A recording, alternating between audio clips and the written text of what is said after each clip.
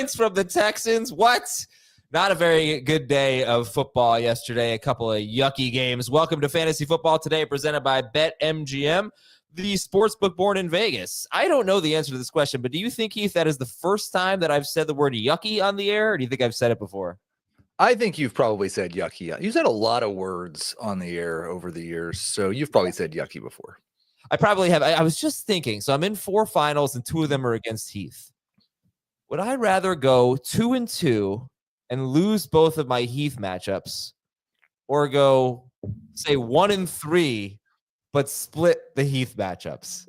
Like, what would be preferable for me? I think 2-2, but man, I wouldn't want to lose both to you. That would be bad.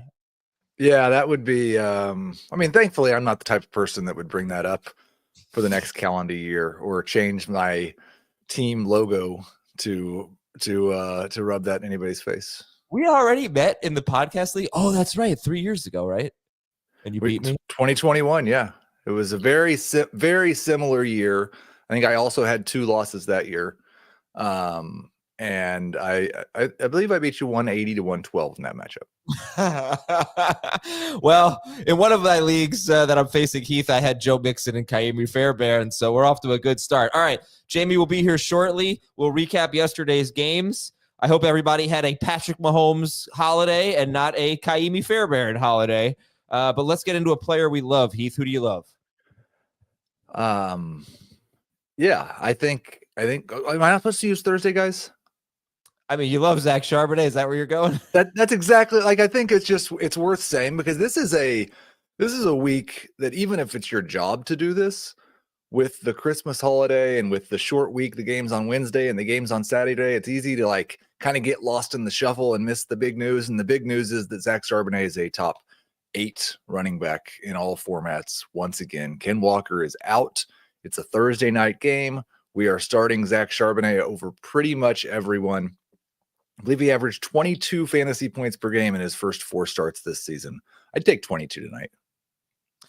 Yeah, that'd be pretty good. And he's got a terrific matchup against the Bears. And Bo Nix is Jamie's start of the week. He talked about him a little bit yesterday, but you are not quite there. You have him 15th. Dave and Jamie have him combined 15th, 7th for Jamie, 8th for Dave. So you're not quite there with Bo Nix. And I actually have him ranked 1 spot higher than he is in the projections. I have Nix, Stafford, and Aaron Rodgers all kind of in a cluttered mess from QB 14 to QB 16.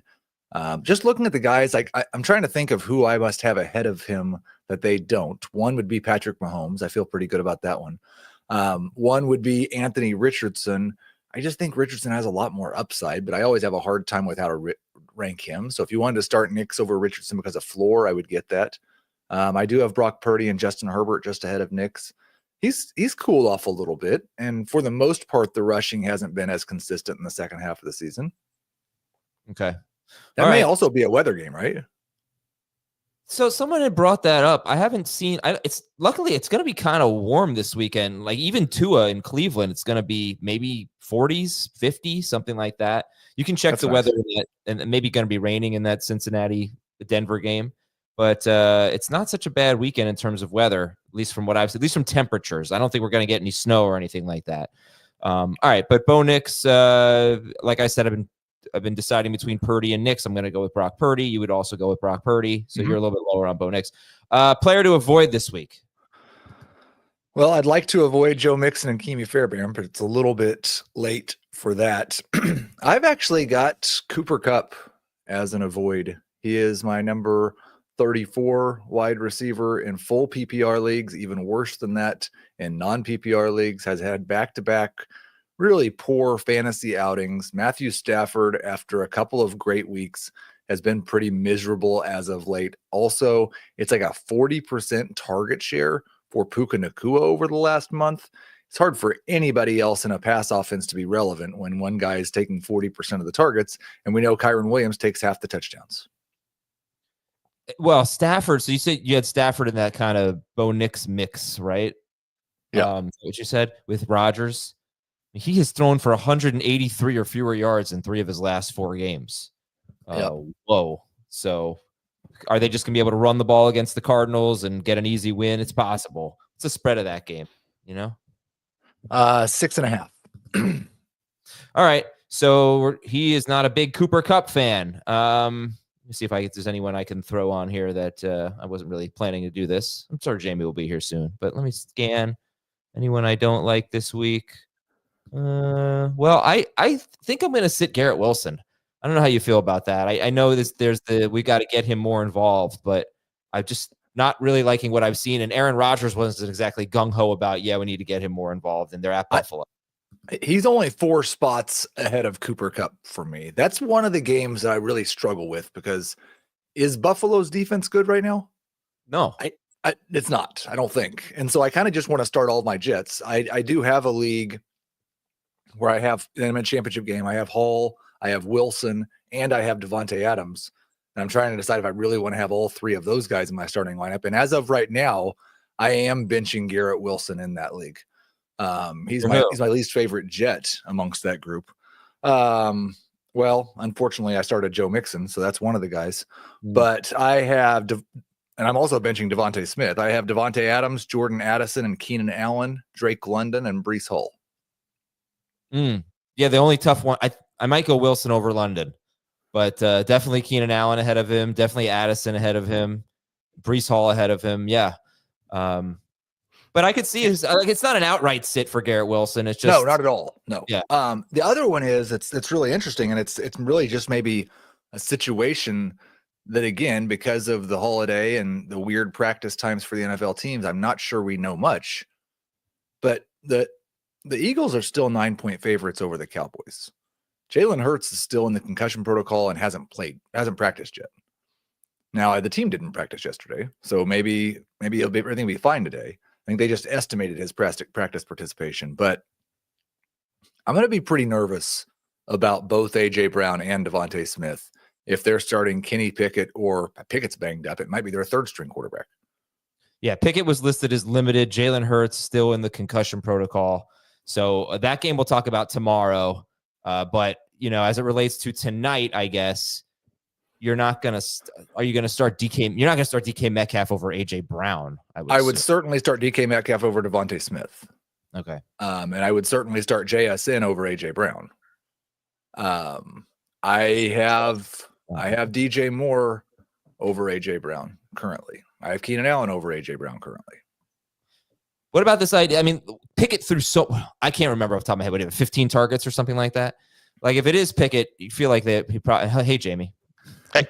They're going to be a lot more. I'm not calling A.J. Brown a sit if Pickett starts. I just don't think A.J. Brown is a must start if Jalen Hurts is out. All right, Jamie, I know your player that you love is Bo Nix. Give me one player to avoid. One player to avoid for this week. God, it feels like so long ago I did start set.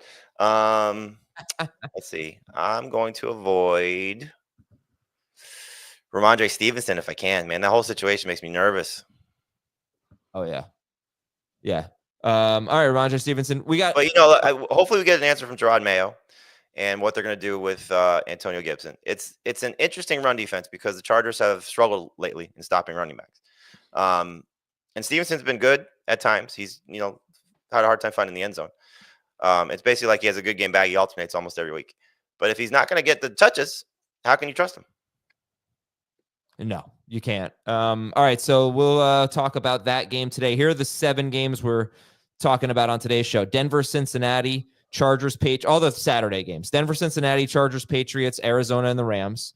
And then Jets, Bills, Colts at Giants, Tennessee at Jacksonville, Miami at Cleveland. And I've got a lot of injury updates for you as well. I also need to tell you to go vote for us, please. Go to sportspodcastgroup.com. Click vote now. Best fantasy betting and gaming category. That's fantasy betting and gaming. That's the category. Vote for fantasy football today. It will take you 30 seconds. We really want to win this one again. We'll all be your best friend if we win this award. Sportspodcastgroup.com. Vote now. Best fantasy betting and gaming category. Fantasy football today is the name of our show is Fantasy Football Today, in case you didn't know. Also, please check out the Fantasy Football Today's new fan shop powered by ShopSense. It has everything you need from trophies to t-shirts. It's got the gear to make your fantasy league unforgettable. Great t-shirts for your fantasy winner or for your fantasy loser. Great stuff for your fan cave. or just want to give a gift to yourself or to a sports fan, just check it out. It's at shop.cbssports.com/fantasy. Really, really cool stuff on this website. Shop.cbssports.com/fantasy. You can scan the QR code, and I'll throw a link in the episode description. All right, we had Kansas City 29, Pittsburgh 10, Baltimore 31, Houston 2. Oh, just so many things. The only thing I liked about these games yesterday was how it was pretty cool that Ian Eagle and Noah Eagle were doing play-by-play. Like, that's very cool. And they're both so awesome, and they sound exactly alike. But horrible stuff in the fantasy world. You must have enjoyed Ian Eagle's joke. What did he say? The Stranger Things joke. Oh, that was a funny joke. Yeah, that was funny. It was good. He's the man. We should have him on the show, I think. I think he'd come on. We used to have him on our Sunday show when we first started doing Fantasy Football Today in like the first 2 years, because we would go around the NFL to all of the AFC home games, and all the announcers would do hits for us. It was awesome. That's cool. You guys have any things you want to say? We don't have to talk about these games too long or anything. Anything you want to say? Is Xavier Worthy just doing the exact same thing Rashee Rice did at the end of last year? I wonder. I mean, he's reminding me a little bit more of what Tyreek Hill is doing as a rookie. I wonder how the first off, does Kelsey come back? I wonder what this offense looks like, because they're finally fast. Yeah, Marquise Brown on the field, Xavier Worthy on the field. They could do so much. There's so much they could do. Andy Reid must be so happy right now. Like, I was starting to think about quarterback rankings for next year. And, we had the talk about Mahomes. Is he number one because of the weapons and all the stuff? And he's looking like, vintage Mahomes again. And so he's not one. Like, the highest he would be for me is 6. But man, this offense could be awesome again. Like, hopefully from the get-go, not, hey, we're going to wait till the middle of the season and just flip switch. But my gosh, fix the tackles, which I'm sure they'll find a way, and get him protected. And it's gonna be fun to watch. Rice and Worthy. And is Brown back, or is he on a 1-year deal? He was on a 1-year deal. Okay, so he's probably gone. And then Adam, you were right. Play the clip. You were right. Lamar's the MVP. But I switched to Allen, but then back to Jackson. Yeah. It's so fun. He's having such a great year, and he's completely in control out there. He's the man. Jaylen Warren maybe is I don't know. I mean, I didn't realize Najee had 13 carries. Jaylen had 11. Like, it felt like Jaylen took over, but he didn't. Najee had a lot of work when the Steelers gave up. And just had that last drive. I think he ran for like 50 yards or something. George Pickens got to keep his helmet on. He's lucky he didn't get flagged. All right, the other game. Warren's going to be an interesting one next year, because if they let Najee walk, like, he's got top 20 upside. Yep. Oh, yeah. CJ Stroud said it may have been the worst game he's ever played. And if you didn't watch it, he was, and probably, a lot of you probably didn't. It was Christmas. I understand. It was a terrible game. He just was really off. I mean, he just was missing open guys, and everyone stunk. Everyone stunk on the Texans. And then only 15 pass attempts for Lamar Jackson. So that really hurt Zay Flowers and everyone. The tight ends got touchdowns. There's not much to say here. This was just a terrible performance by the Texans, and a dominant one by the Ravens. All right, so let's talk start or sit. And we have an email of the day. Email of the day is from Cruisin' for a Bruisin'. He says, "Hello, Fender, Rockwell, and Hagar." Those are Sam's, and Sam Fender's coming to New York City in a couple months. Let's go to the show, everyone. And I love Sam Rockwell, one of my favorites. All right, so Cruisin' for a Bruisin' says, "Last weekend, I had the pleasure of running into Heath Cummings on the sidewalks of downtown St. Augustine. I yelled out his name, and he and his wife immediately came over and shook my hand. I told him that I love the show and that I listen to you guys every day. He smiled and gave me a slap on the shoulder as he walked towards what I can only assume the brewery." Is that true? Yeah, no. I mean, yes, I was walking towards the brewery. I did not go into the brewery. Okay. As they were walking off, I turned to witness his wife patting him on the tuchus as if saying, "Good job, boo. The sighting made my night.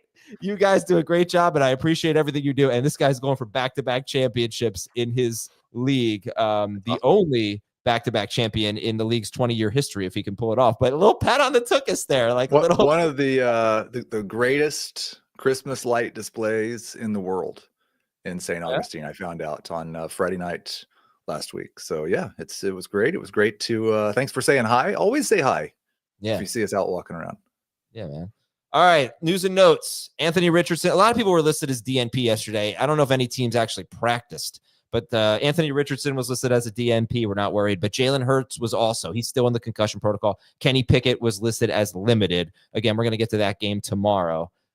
Derek Carr was listed as a DNP, and both Browns quarterbacks were listed as limited. Right now, the guys are ranking Dorian Thompson-Robinson. Ken Walker. The Eagles play him because they don't have anything to play for? They do have something to play for. They do?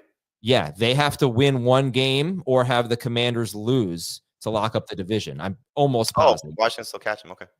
I'm almost positive about that. They haven't locked up the division yet. If they win or if the Commanders lose, somebody want to double check on that. Then Week 18 is meaningless for them. So I was more watching them with the 1 seed, and yeah, no, they still need to lock up the 2. I do think. Well, okay. So technically, Adam is right. Also, the Eagles play the Giants next week. So yeah. That's true. Yeah, and it's big for the Giants because obviously we're going to beat the Eagles next week if the Eagles have nothing to play for and lose the number 1 pick. Ken Walker's out. Oh J.K. Dobbins. First off, if that happens, we're podcasting right after the game. J.K. Dobbins was limited. Trey Benson and James Conner were both limited. So right now, I guess they were walking around looking good in the locker room, according to one tweet I saw. So James Conner hopefully going to play on Saturday at the Rams. Tyrone Tracy missed practice or was listed as a DNP. So Devin Singletary is still available in about half our leagues. Basically, like every Broncos running back has a chance to play this week. They got the Bengals on Saturday. Kamara could play this week. Tony Pollard was listed as a DNP, but that's obviously no surprise. Christian Watson listed as a did not practice, but he could play. A couple guys in the concussion protocol might come back this week. Alec Pierce and Cedric Tillman. We've been saying that about Tillman for a while. Hopefully it actually happens. Malik Neighbors was listed as a DNP with a foot injury, I believe, or a toe injury or something. He usually plays through everything, but this is new. Drake London was limited. And then here's some guys who were listed as did not practice. Jalen Waddle, CeeDee Lamb, Terry McLaurin, and Devontae Adams. I think the only one we're concerned about is Waddle as of now.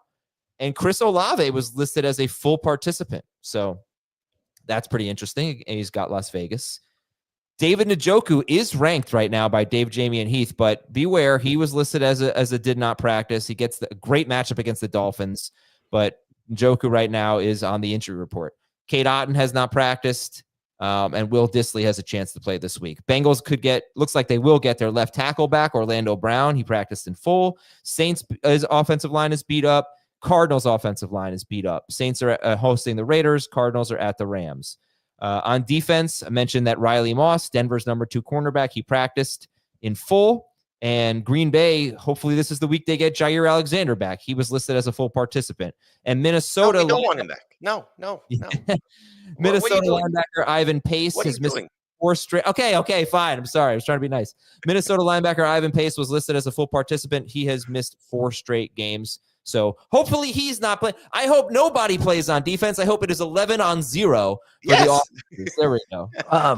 We hope one of the better corners comes back. So that, I hope one of either Justin Jefferson or Jordan just stinks. Him. I think there was a question in the chat, Adam, that I think we should I think everybody agrees on this. But Matt asks, would you wait on Connor for Saturday or start Charbonnet tonight?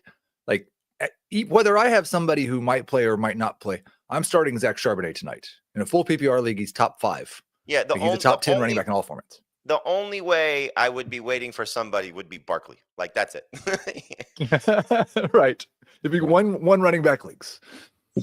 All right. Hey, listen, if you haven't signed up yet, one running back league.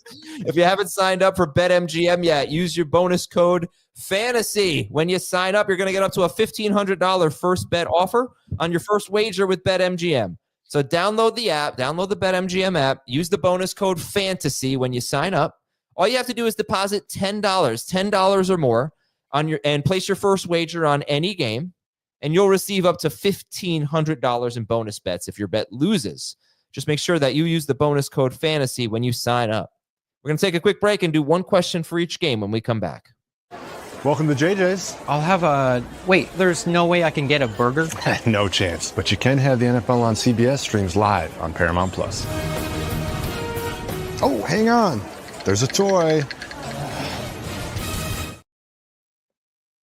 We are back. One question for each game. By the way, just a reminder, next week, normal week for the show, except we're going to do Week 18 stuff and 2025 stuff. All right, Denver at Cincinnati. Cortland Sutton's had a couple of... one game he scored a touchdown. One game was just bad. 10 fantasy points last week.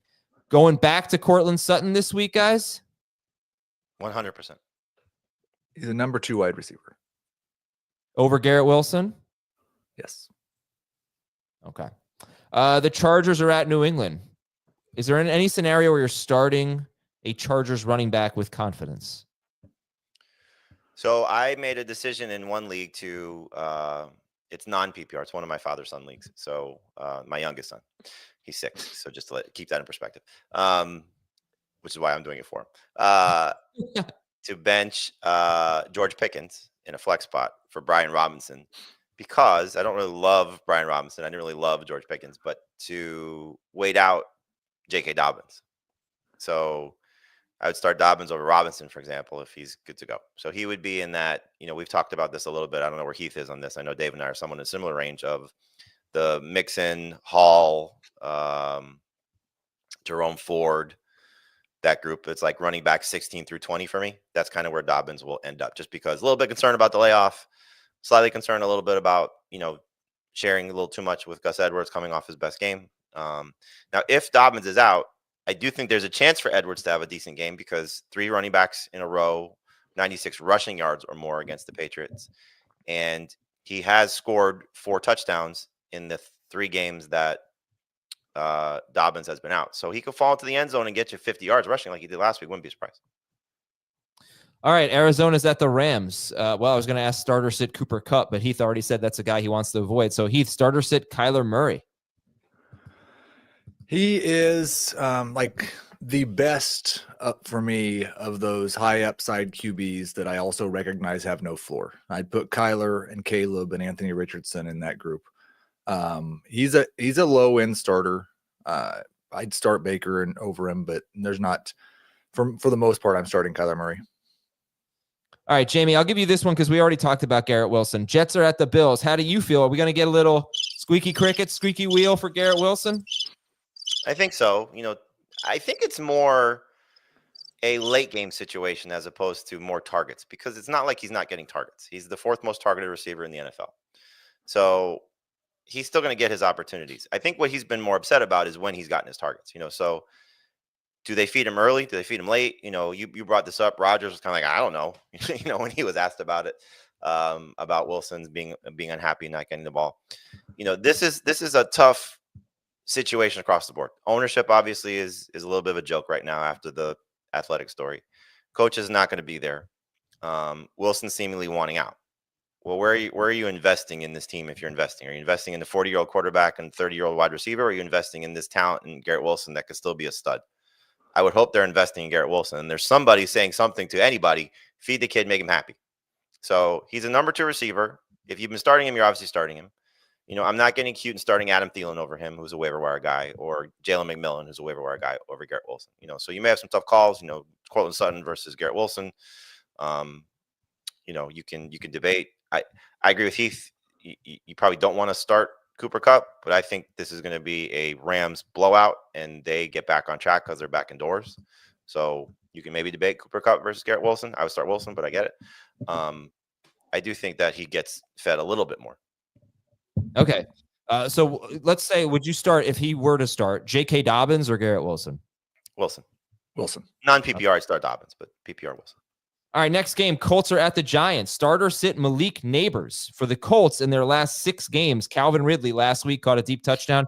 He's the only wide receiver that scored more than 13.2 PPR fantasy points against the Colts in their last 6 games. That would be the Jets guys, the Bills, the Lions guys, the Patriots, the Broncos, and the Titans. Malik Neighbors scores 13.2 fantasy points in his sleep. Unfortunately, he only scores about 13.2 fantasy points, but starter sit Neighbors.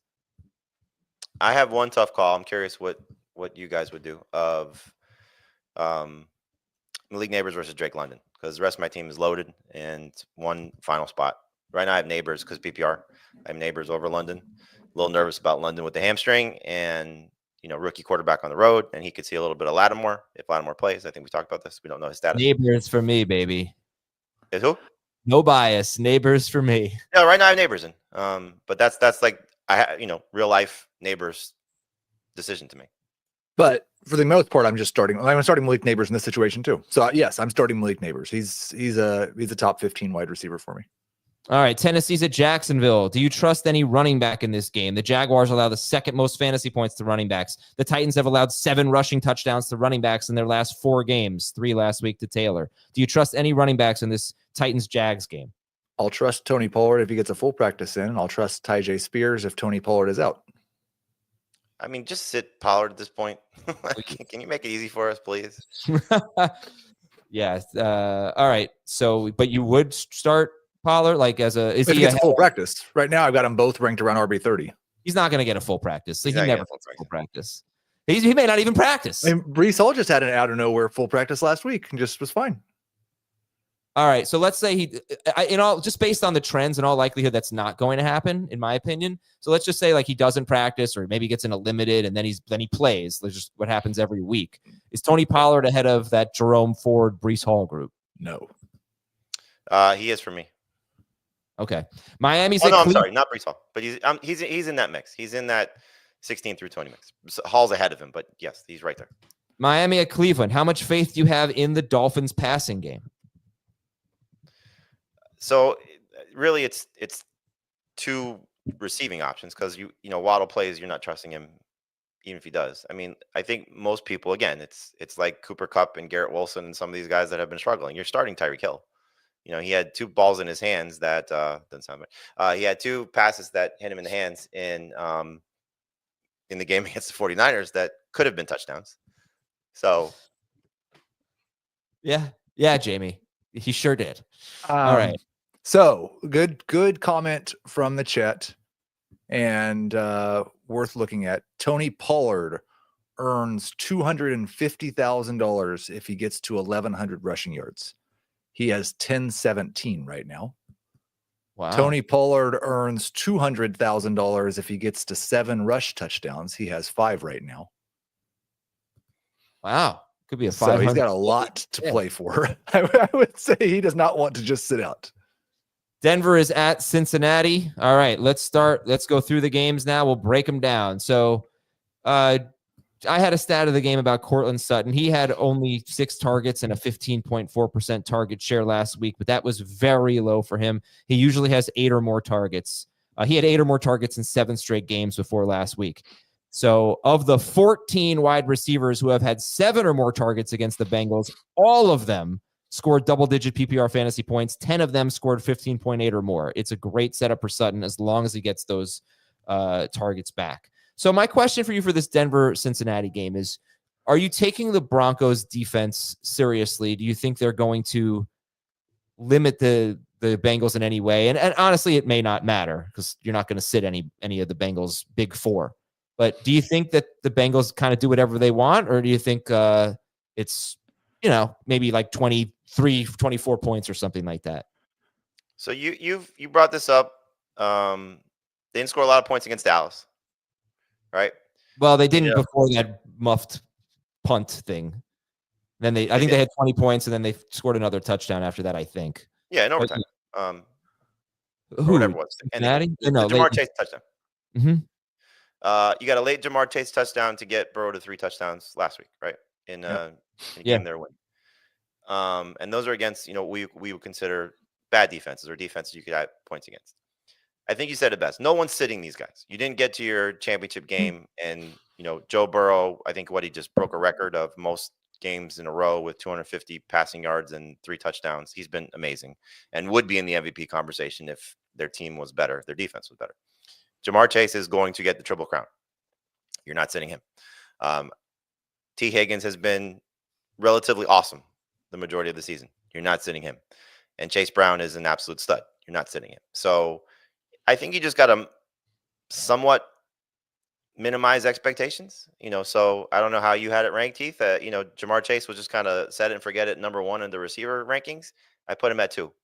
Put Justin Jefferson ahead of him. T. Higgins was, basically like a borderline number 1 receiver. He's like 15 or 16. Dropped him a few spots. Didn't move Chase Brown really at all. So, I think it's just a matter of, do these guys get what they typically get? Probably not. One guy might get shut out. You might get a Yoshivas touchdown. You might get a Gesicki touchdown. He might go someplace else because of the coverage. But these guys didn't get you here to sit them, no matter who they're playing. They're just too good. And Adam, we had referenced the weather earlier. Kevin Roth does have an early Week 17 report out. He's got this game as a yellow-orange. So rain is likely, washout potential, won't fully know until closer to kickoff. So Yikes. You might want to watch that on Saturday, probably more for your Broncos than for your Bengals, because I agree with Jamie. You're not like the easiest thing we can do on this show this week is just say start your top 4 Bengals. Sure. Okay. I do think it's very cool to see a Chase Surtain matchup. I'm almost positive they've never faced off. Chase is in the slot a decent amount, over 30% of the time on average. So yeah, I mean, just as a football fan, I'm really looking forward to that. Yeah. We'll keep this game simple here, but start your Bengals and then start Sutton. We'll save Nix for last. We're not going to start a tight end in this game, and we're like, how do you compare? Who's your favorite Broncos running back, and how does he compare to the waiver wire guys from last week? If McLaughlin is out, it would be Javonte, because Estime is just not going to be involved in the passing game.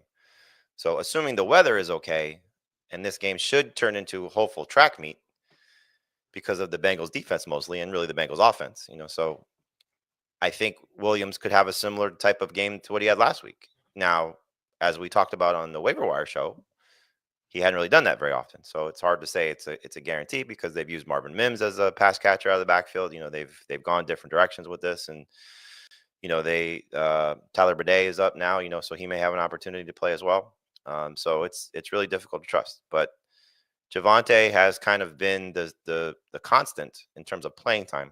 And so will he get opportunities to make plays against a defense that has now allowed 8 running backs in its last 6 games to get 10.4 PPR points or more? So there's a chance for a decent floor. He had 12 PPR points last week. Williams did. So he'd be my favorite. Flex at best. Okay, so let's talk about Bo Nix, because he's the start of the week, but he's 15th for Heath and he's 7th for Jamie. So I know you talked about him a little bit yesterday, Jamie, but hit me up. Bo Nix, you're optimistic. Obviously, weather would change a lot here. So, maybe a new start of the week by the time we get to Saturday, if in fact it's going to be that bad. But I think just looking at it, the Bengals 6th in most fantasy points allowed to opposing quarterbacks, 22.6 points per game.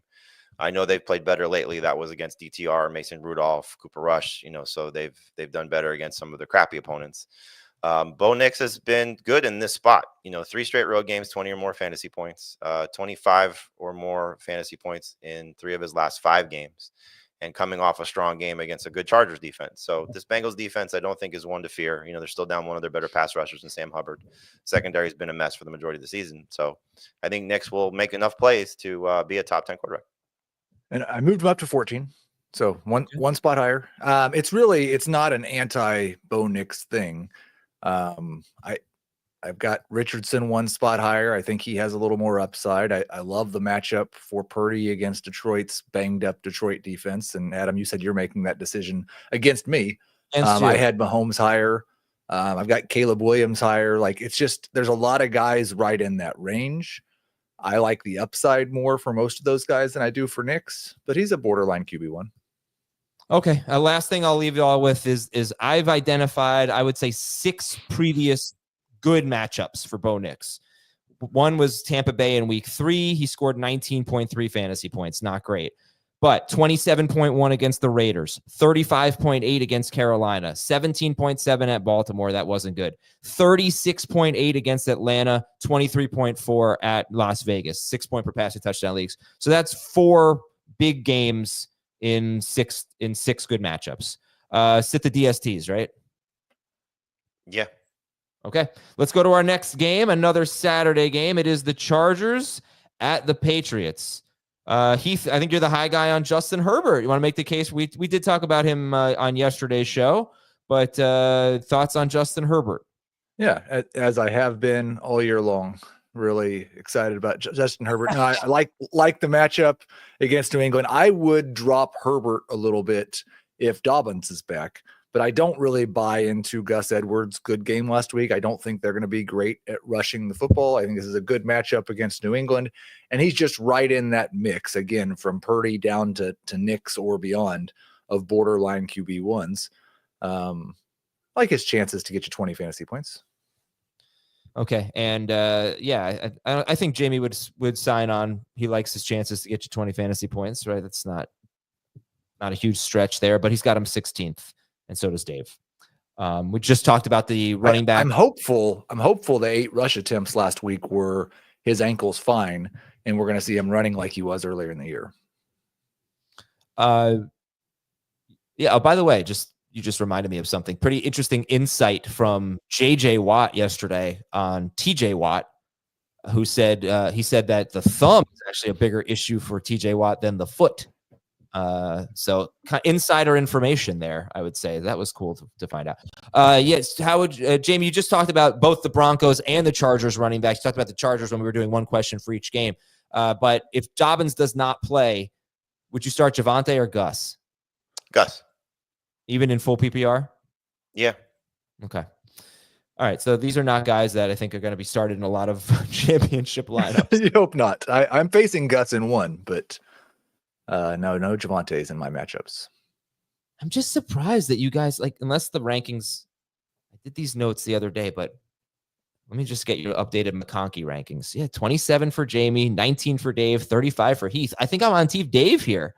I'm just a McConkey believer here. I'm just surprised you guys don't have him in your top 24. I like a lot of receivers this week, and so he's right in that range. So, if it was a projections thing for me, it would probably be just, a decimal point or two. I like McConkey. I think he's number 2 receiver. You've heard me say this a lot. When there's no teams on a bye, it's like 36 is the top 24. And when it comes to projections, one of the reasons I think that he's not as good is it's basically been 6 or 7 targets in 3 of his last 4 games, and the majority of the games this season.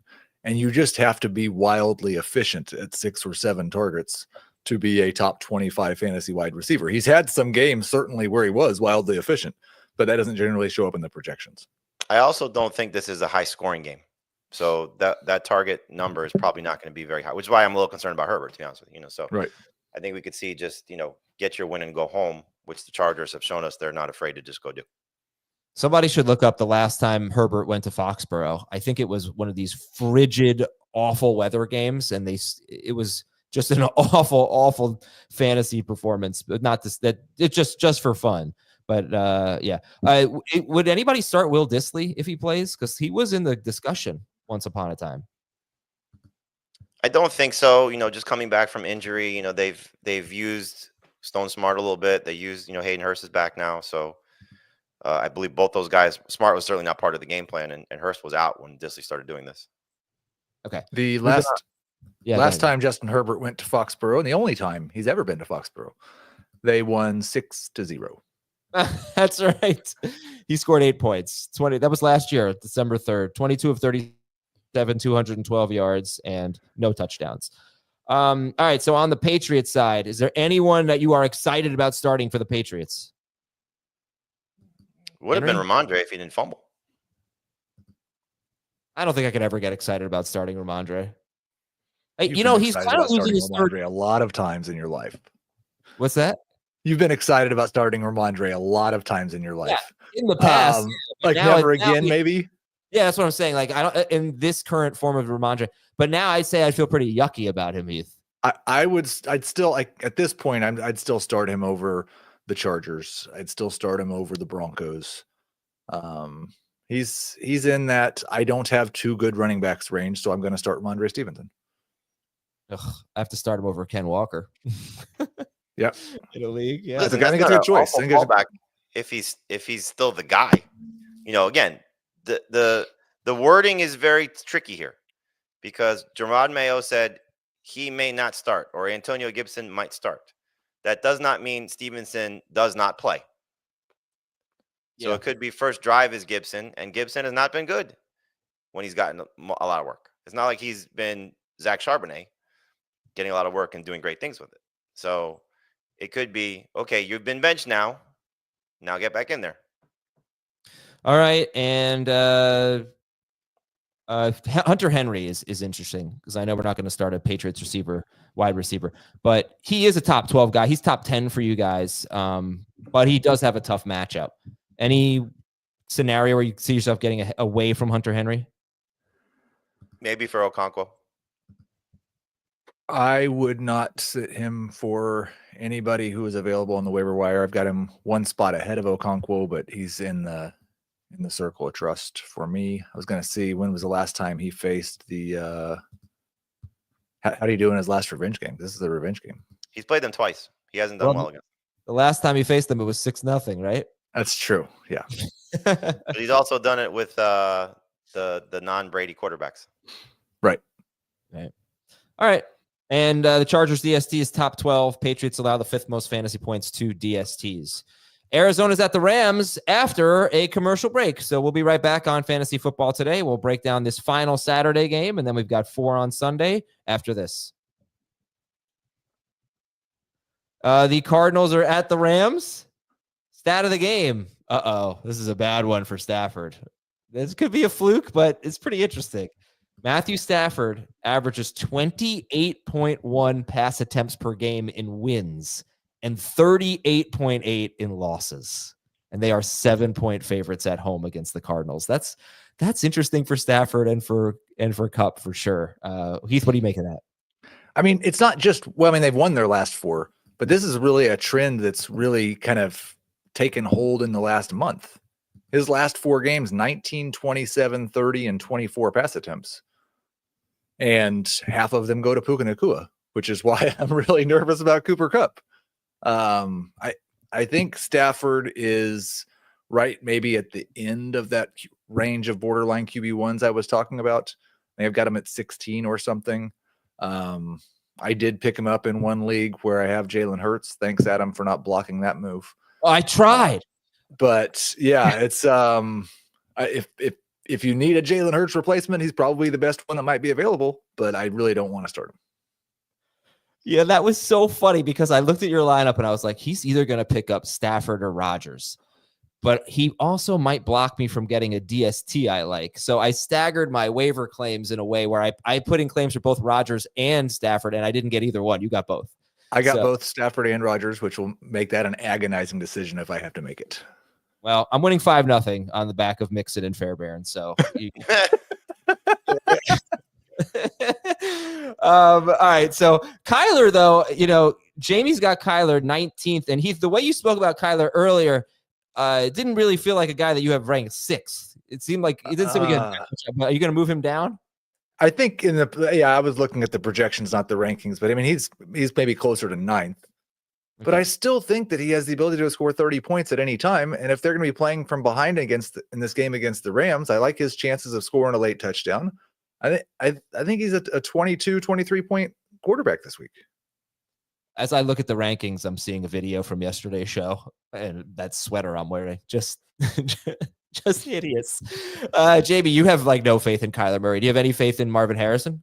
No, I don't. I don't like when Kyler Murray is in an unmotivated potential mopey situation, and he's got offensive line issues a week after he just got eliminated against a Rams team that is coming back home after playing in 2 miserable weather games, that they have a chance to show you who they are in a spotlight game.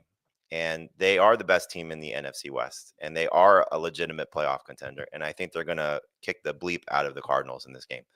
So I don't think Kyler's going to have a good game. He certainly could do everything he said because he's got that ability, but I think he's going to be running for his life. I think he's going, which could be a good thing. But they got embarrassed by Marvin Harrison in the first game in week 2. Stafford did not play well. That was the game where I believe Kupp was injured because Puka was injured in week 1. So you have the receivers back. Yes, Stafford's numbers have been down in wins. Again, 2 of those games were in pretty crappy situations where they just decided, okay, we can't throw in San Francisco and we don't need to throw against the Jets. I think this is a get right game for the passing game. So I totally agree that it's risky to trust Cooper Kupp, but it would not surprise me if he does have a bounce back game. Puka's going to get his numbers. He's great. So Stafford, I think, does have an opportunity here to have a big game. The thing that Jamie said that I hope is true is that Kyler Murray is running for his life, because when Kyler Murray's running, I feel good about starting him in fantasy. When Kyler Murray's not, the 2 games before last week, he had a combined 27 rushing yards. If that's the Kyler Murray we get, it's going to be a really bad time. But I think he has 5 games this year where he scored 12 fantasy points with his legs alone. He's always got that possibility. Yeah, I think that the worst thing for them is if they get behind early. I'm going to read some chat questions about this game. All right, here we go. Stafford or Murray? Stafford for me. Murray for me. Kyler or Herbert? Don't really love either one, but I go Herbert. Kyler for me. No, that's not one about this game. Here we go. Khalil Shakir, Devontae Smith, or Marvin Harrison Jr.? Ooh. I'd find a new stack. Yeah, he's got a Kyler stack, but who's your favorite receiver there? Smith, Shakir, or Harrison in PPR? Currently Shakir. That might change if Jalen Hurts is back. Shakir. But it ain't going to be Marvin Harrison. No. Marvin Harrison or Rhamondre Stevenson, body turquoise yoga pose? Unless Gerard Mayo says that Rhamondre is the starter, I would go Harrison. I would go Stevenson. I want to go back to that last question. Harrison would actually be my favorite if it was a non-PPR league. Against Devontae and Khalil Shakir, but this is a full PPR league. Okay. Right. And Kyler or Bo Nix? Kyler for me. Okay. So where is Harrison? Is Harrison in your top 30? No. Start McBride and Cooper Kupp. Jamie, we talked about McConkey earlier. Would you go McConkey or Kupp? McConkey. Me too. McConkey over. And let me do Kupp versus some running backs. Kupp or Giants starting running back? Tracy over Kupp, Kupp over Singletary. Yep. Wait, you'd start Kupp over Singletary if Tracy were out? Mm-hmm. So you'd rather have you're okay. My thought. I'd rather have Tracy start. I'm not viewing Singletary as a 1-for-1 replacement. Tony Pollard or Cooper Kupp if Pollard plays? Pollard. Kupp in full PPR, Pollard in half and none. Brian Robinson Jr. against the Falcons or Kupp? Kupp. Robinson. Okay. And let's talk about the running backs in this game. Kyren is a slam dunk, right? Yep. Mm-hmm. How do we feel about James Conner if he plays? He's been red hot. He would not be a top 12 guy for me. Again, offensive line concerns. Rams run defense, I think, is starting to look a little bit better. So, again, you could say, okay, maybe it's who they played, but not 100% healthy, clearly. So I'd be a little concerned. We currently don't have him or Trey Benson ranked. So Connor would be a number 2 running back. Benson, if Connor was out and Benson was active, would be a borderline number 2 running back. If they're both out, Michael Carter's a good flex. All right. And that's the end of that chapter. You could start the Rams DST if you wish. They are 7th for Jamie, 8th for Dave, 16th for Heath. The Jets are at the Bills. So Aaron Rodgers is in that mix with Matthew Stafford and over under 20 fantasy points for Rodgers. Under. He's not in that mix for me with Stafford. He's not. I've got it under. I thought they were separated by only a few spots. For me? 5 spots for you. Never mind. Okay. You have Stafford 13th, Rodgers 18th. My fault. I think I've got it 15 and 16 right now. Okay. Heath, can I choose which quarterback you start against me, Rodgers or Stafford? Oh, that would be fun. What I realized, and I'm glad you didn't just let me have Stafford and then block Rodgers, was I'm not sure I'm going to know when Stafford plays if Hurts is okay. Oh, yeah. Because Stafford's a Saturday game. So I'll probably choose Stafford if Hurts is ruled out and wait for Rodgers if Hurts has a potential of playing. According to Kevin Roth, also, it's a potential heavy rain in Buffalo. Yeah. Okay. So Rodgers versus Stafford. Rodgers definitely has the higher floor because Stafford's thrown for 183 or fewer yards in 3 of his last 4 games. But Stafford definitely has the higher ceiling because Aaron Rodgers has 3 games with more than 22 fantasy points this year. All right. So Breece Hall is a number 2 running back. He's 17th, 18th for you guys. We talked a lot about him yesterday. And you guys would start him over Garrett Wilson, right? Like, so if you were flexing the Jets guys, it'd be Adams, Hall, Wilson. Yep. Sure. Okay. All right, then. How do we feel about James Cook? Good Cook week? I mean, he's basically a must-start running back. So you got to, Charbonnet versus. I'll give you again real life scenario. I have Barkley, Cook, Chase Brown, and Charbonnet. I only play 3 of them. Wait, who? Barkley, Cook, Chase Brown? Barkley, Cook, Chase Brown, and Charbonnet. I'm currently sitting Cook. Oh, yeah. The Cook is out of the kitchen. Yeah. I am playing Adam in the podcast league, Jamie, and I have I don't want to hear this. Charbonnet, Bucky, and James Cook. So I got to start Charbonnet and Bucky over, I think, at running back. Yeah. And then at wide receiver, I've got A.J. Brown, Brian Thomas, and Mike Evans. I mean, it's easy for you if you want to get away from Brown with Pickett, then you just start Cook. Yeah. You guys done? But you just said you can't take your headphones off when you just said I looked at your team to see who I have to block. I only looked at the quarterback situation. That was a different league. So you don't want to know who's on my team? Correct. I don't want to be stressed out. I don't want to be stressed out. I just want to watch the games, enjoy the games, and not be like, oh no, I'm losing in fantasy. I don't want that. Who wants that? All right, Khalil Shakir, horrible game. His first game all year with single-digit PPR fantasy points when he played a normal snap share. He had a couple of games like there was like a blowout, there was an injury, something like that. But when he has been on the field for his normal snap share, double-digit PPR fantasy points every game except last week where he had 2 catches for 22 yards on 6 targets. He is 40th for. Oh no, sorry, that's non-PPR. Okay, he's 27th for Heath. He's 33rd for Jamie. He's obviously better in full PPR, so we'll average it out, call him 30 or so. Khalil Shakir, but behind Garrett Wilson, right? Yeah. Yeah, 1 spot behind Wilson for me, I think, is where he'll be right now. In full PPR, not close in non. All right, we're just expecting like low 12. double digit. Yeah, 12-ish fantasy points. Okay. Starters at Dalton Kincaid. So Jets have been really bad against tight ends lately, like awful against tight ends lately, which was a strength for them. Remember going into the Dolphins game, we thought, wow, they're really good against tight ends, and they didn't give up catch to Jonnu Smith until overtime. Well, it's kind of since overtime they've fallen apart. Kincaid's got back-to-back games with 7 targets, but he's been miserable. So he had 11.1 PPR points in the first game against them. I think that's kind of the high if you're going to expect an optimistic view of Dalton Kincaid. What a bust. I don't understand how he doesn't, like, playing with Josh Allen, how he doesn't score more fantasy points. But in his last 4 games, he has 29 targets and 26.4 PPR fantasy points. It's no good. Daniel wants to know Dalton Kincaid or Brenton Strange. Kincaid. You can't get, like, there's only 2 teams playing. You can't get Chig or Dalton. I guess Schultz is done and he didn't do anything anyway. Strange. Ugh. I feel like I could have.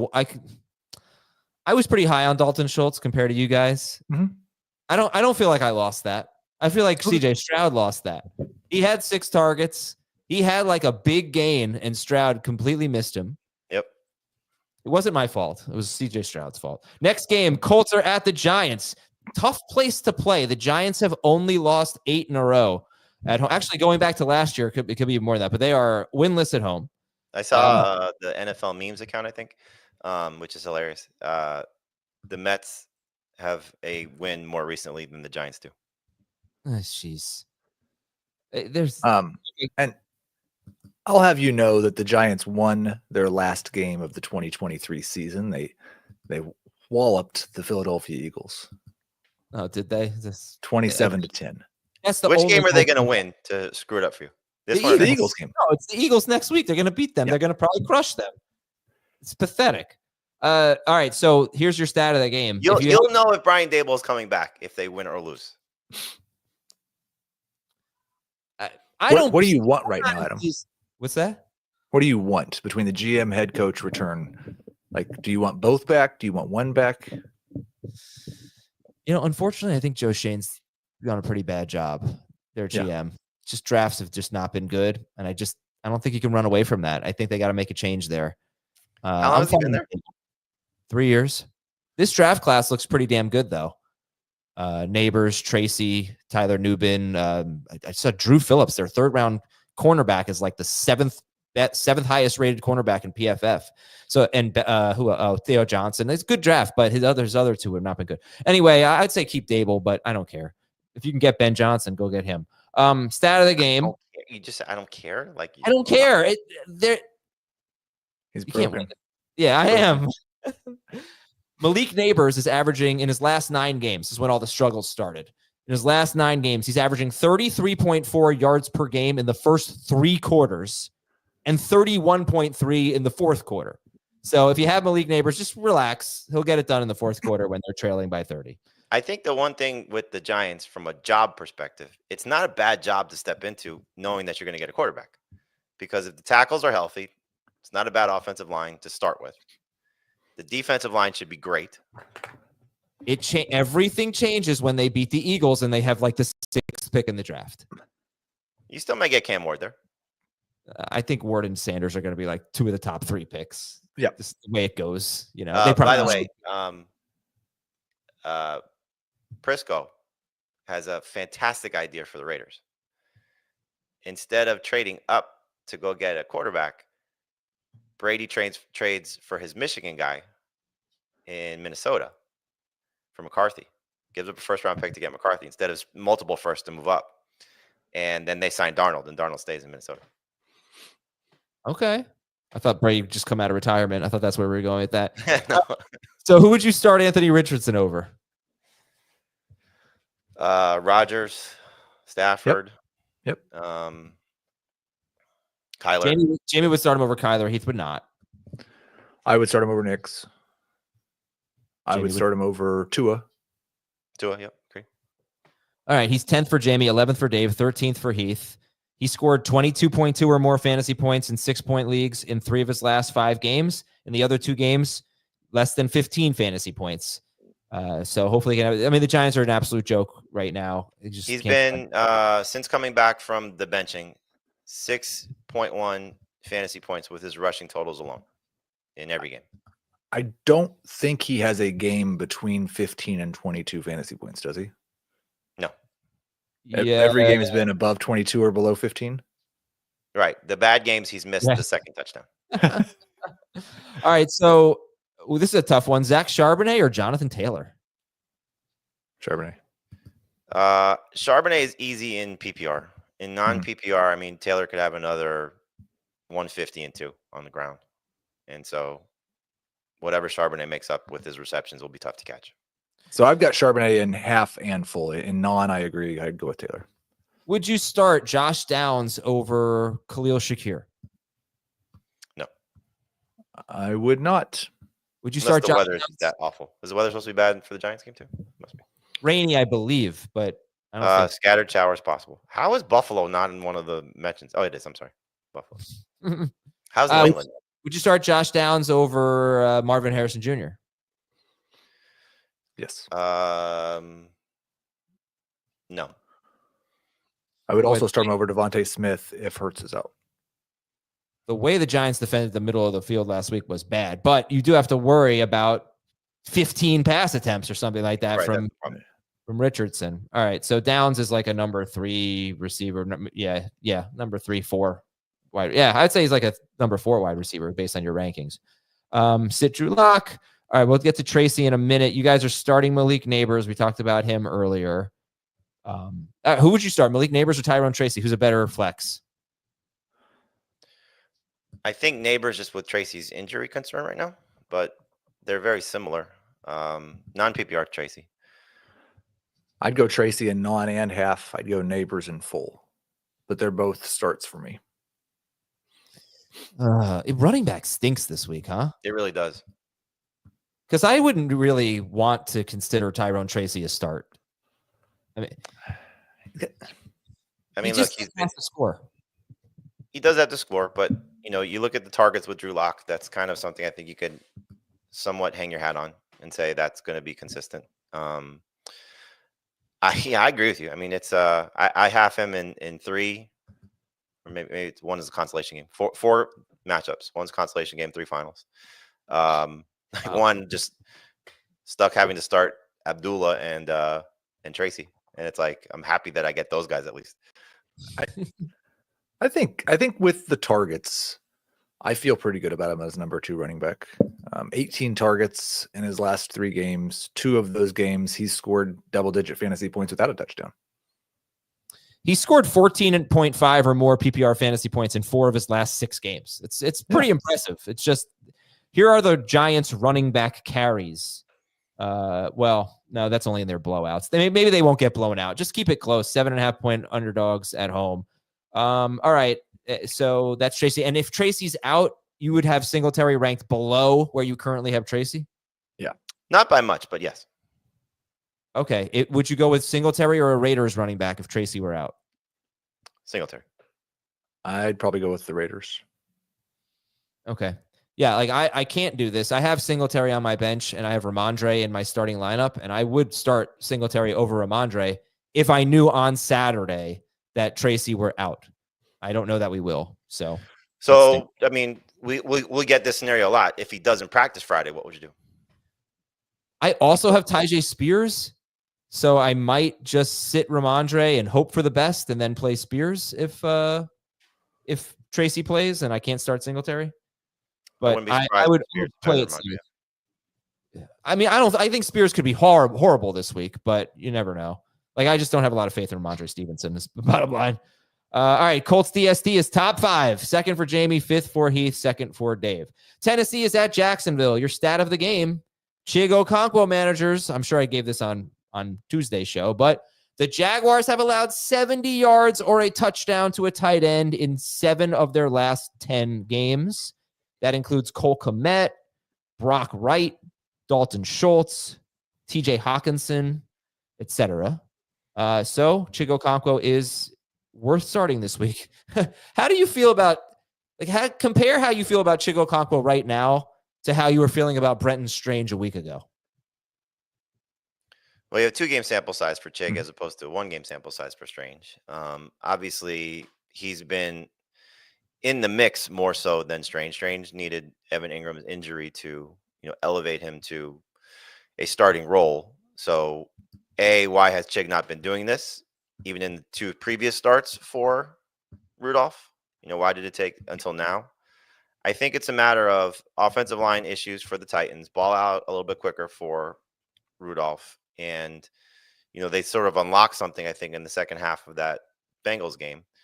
So really, it was never these targets are coming from Nick Westbrook-Akine. It's the targets have been relatively the same. I could be off by a few, but for Ridley, they've been relatively constant. He had 12 targets against the Jaguars the first time around. So, that's not really the best sample size. But in these 2 games, the targets haven't exactly been, oh my God, Ridley's not getting anything, and Westbrook-Akine is not getting anything, and Tyler Boyd's not getting anything. Chig's just getting targets on his own. Rudolph, I think, is just leaning on him. So matchup is good. Last 2 games, 21 targets, catches have been there. The touchdowns haven't been there. And Dave talked about this on Tuesday, that the surprising thing to me, at least when he brought this up, is the lack of explosive plays, because he's one of the more explosive athletic tight ends in the league based on what he did at the combine. So there's a chance for him to be explosive. So I think he's one of these guys that's worth starting if you're stuck at the position. So the Kincaids, the Pitts, the Komets, any of these guys that, you've been, rolling out there. Hawkinson, he's better than him. It's worth trusting. And then, look, we've been talking about a lot of these crappy running backs. He might be a better flex than these guys too. And, you talk about the explosive plays. So you said a lot of things. You really hit the nail on the head, because the last 2 games for Mason Rudolph's air yards per pass attempt have been 5.4 yards and 6.3 yards. He's throwing very short, and Chig Okonkwo is the primary beneficiary of that, I would say. And also, there was a play in the game last week against the Colts where he made a great move on a safety deep down the field, and he's streaking wide open. Chig Okonkwo down the field. It could have been like a 60-yard touchdown. You don't see like that was a really impressive play for a tight end. But as Mason Rudolph was throwing it, he got hit as he threw, and the ball like kind of fluttered for an incomplete pass. So they were going to take one shot with Okonkwo. It did not work, but it could have. But yeah, just a lot of really short area targets, and he's been the guy. His ADOT's been very low. That's why you're not getting explosive plays. Like that's really tied to ADOT for a lot of players. And but he is getting a lot of catches. So it's 2 games in a row for Chig with 19 points last week, 14 PPR fantasy points the week before, and another good matchup here. But do we have any interest in Brenton Strange? I mean, it wasn't just the one game for Brenton Strange. He was solid. He was like 8-ish PPR fantasy points in 3 of 4 games without Ingram earlier in the year. So could he at least get back to that, Heath? Do we have a hope for him getting 8 fantasy points, or a realistic hope? Oh, I think we have a realistic hope that he could score 8 fantasy points. Yes. And it's exactly how excited you should be about Brendan Strange. He's a top 15 tight end for me. Like it wouldn't be surprising if he rebounded a little bit, but we've now seen 6 games without Evan Ingram, and his targets have gone 6, 5, 3, 4, 12, 4. It's pretty easy to spot the outlier. I'd expect he's going to get 5 or 6 targets, and you're going to need a touchdown for him to get double-digit fantasy points. Okay, so if you had to take a shot on one, we'll just fire through the rest of this game. Ready? Here we go. If you had to take a shot on one of these running backs or quarterbacks, who would it be? Rudolph. Mason. If you had to take a shot on one of these running backs, who would it be? Pollard, as long as he plays. Spears if he doesn't. How do you feel about ETN and Bigsby? I think they're both potential flexes. Bigsby scored against them the last time, and he's got 4 straight games with double digits in carries, but he's touchdown or bust. And ETN prior to last week had started to get a little momentum with 11 PPR points in 2 games, 11 plus PPR points in 2 straight games. But then he just goes back to doing nothing. So they're flexes. Here's a tough question from the chat: Tony Pollard or DeAndre Swift? If you don't have if these are the only 2 running backs you have, you got to play Swift. If you have Spears, if you have a Raiders running back, like I'd wait. Yeah, there's really no indication that Pollard's going to miss the game. He never practices. He made it through last week, but you might need to play it safe, I guess. I mean, he's 2 touchdowns away or 1 touchdown away. 2 touchdowns away from $200,000. 80 yards rushing. 80 yards away from $250,000. So there is the potential of him still doing it in 1 game. I mean, the 2 touchdowns is tough, but he can maybe say, okay, I'm going to sit this one out, be healthy, and then come back and try and do it next week. Who's a better flex? A Jaguars running back or Calvin Ridley? I would say Ridley. I mean, they clearly made an effort to get him the ball the last time against Jacksonville. And there's big play potential here against this defense. So I would take Ridley. Yep, Ridley. Ridley or Harrison? Ridley for me. Ridley or Garrett Wilson? Wilson. Brian Thomas or AJ Brown? Thomas. I'm starting both against you in the podcast league. Oh man. All right. That's it for that game. You're going to start Parker Washington. And Miami's at Cleveland. All right. Your stat of the game is just about the Dolphins' very good run defense. However, they do give up some receiving production to running backs. So I gave you the stat of the game before the show. What was it? Jerome Ford is one of 3 running backs since he entered the NFL with 4 rushes of 60 or more yards. Unbelievable. And the other 2 were Saquon Barkley and Derrick Henry. Yeah. 10 teams do not have a rush play of 60 or more yards since Jerome Ford entered the league. He has 4 of them. Good for him. Starter sit. Number 2 running back. He's a starter. Yeah. I mean, he's kind of like the end of the guys I feel comfortable with this week. 19-20 range. You do feel comfortable with him? Yeah, you said it. The role in the passing game, I think, is the biggest thing. They've given up 20 receptions to running backs in their last 4 games. So this has been a spot where you can have some success. I think they're going to be chasing points. I think we'll see DTR under pressure, throwing the ball to his backs. You know, Deontay Foreman's fumble at the goal line clearly cost him playing time. And if they get close to the end zone, I think he's going to be the one that they trust the most. So is it as good as it was last week? No. But still potential to have a decent game. I don't think it's a safe game by any stretch. But like I said, tail end of the guys that I would say, okay, if I have him, I'm okay with it. I don't want to have to start him clearly because it's just a bad environment altogether. But he at least has shown you something, and the situation for the Browns at least might get a little bit better because of Foreman's struggles. Would you start Jerome Ford or Tyreek Hill? Hill. I would go with Jerome Ford, and that this game is another one. And again, we're gonna have to wait until Sunday morning, and we're gonna have a weather discussion. But we've mentioned Kevin Roth several times. He's got 3 Sunday games with an orange right now because of heavy rains, and it's the Jets at Buffalo, it's the Dolphins at Cleveland, it's the Falcons at Washington. So this is one we'll be talking about on Sunday morning about how the weather looks, but I've got Tyreek Hill as a low-end number 2 wide receiver right now. And Jamie's got him 14th. And, honestly, we're going to talk about this game because the quarterback, think about how much Jerry Jeudy could change in the rankings depending on who's playing quarterback in this game. Both Thompson Robinson and Jameis Winston were listed as limited in practice, and we don't know who it's going to be. And there's a lot that's up in the air. I think you know exactly what to do if Dorian Thompson-Robinson is the quarterback. You cannot start a wide receiver, and you can start David Njoku if he plays. But then there's a scenario, what if Njoku doesn't play? Then can we go back to Jeudy if DTR is the quarterback? No, I don't even know. No. Okay. I was watching Hard Knocks last night. The most recent episode was aired earlier in the week, and it was, Jameis helping DTR get ready for the Bengals game. And he was like, we got a stud in Jerry Jeudy. You just got to feed him. And it was like, well, he didn't listen to that. Oh, man, that's good advice.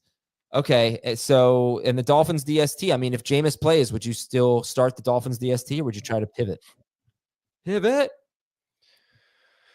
I mean, look, he's clearly been very good for opposing defenses. Yeah, but he could also be really bad. Like, he's got the most widest range of outcomes. Jameis. It's not. Look, the Dolphins are my number 1 defense this week, so they would not be number 1. I picked up the Dolphins. I picked up the Colts in a lot of matchups going into week 16 with the hope of if I won, I'd be starting the Colts in week 17. In at least 3 of those, I also added the Dolphins this week, so I'm carrying both just to keep the Dolphins away from my opponent.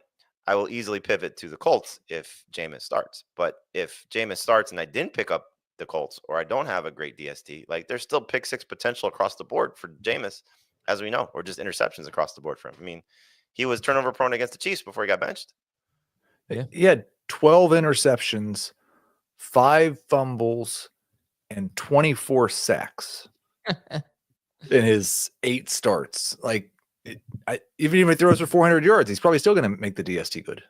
Yeah, think about that Broncos game, how great he was for the Broncos defense, despite throwing for 400 yards.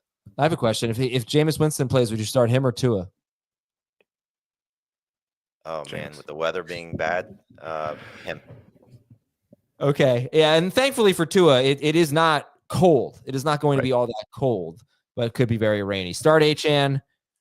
Just going to throw this out there. The Browns are actually very good against pass catching running backs, and Achane doesn't usually have his huge receiving games when he faces these types of teams. So if you're facing Devon Achane in your fantasy championship, he might not have quite as many fantasy points as he usually does.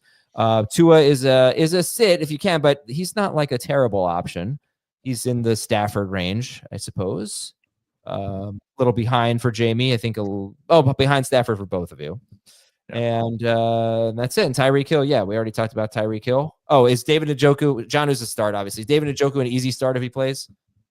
Yep. Yeah, a little bit concerned with the multiple injuries. Saying he played through the hamstring injury, and they were proud of him for gutting it out, and then now the knee injury on top of it in rainy weather. Like, if you're him, why are you playing? Pride, Jamie. Pride. Yeah. Hurricane pride. Yeah, don't get hurt and hurt yourself for an off season of rehab. Yeah. Okay. Well, we are out of here, everybody. Good luck to you. We'll be back. Yeah, you critiqued me all over the place for the hour and 20 shows. You're 5 minutes better.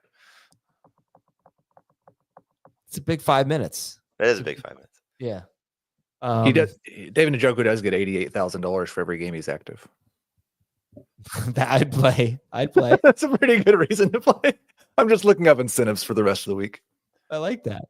All right. Have a good one, everybody. We'll talk to you tomorrow. If he's injured and legitimately can't pay, they're not paying. It's an active game bonus per game. Best abilities availability. All right. Schaefer, hit the music. We're out.